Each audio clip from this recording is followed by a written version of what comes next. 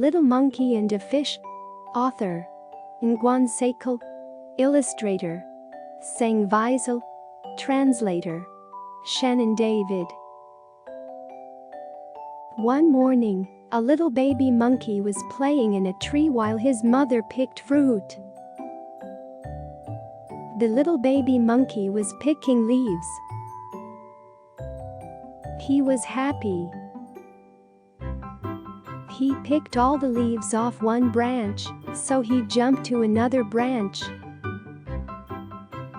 Crack! The branch broke. As the little monkey fell, a big fish jumped out of the water. But a strong hand reached out just in time and saved the little monkey. The next morning the little monkey went back to picking leaves.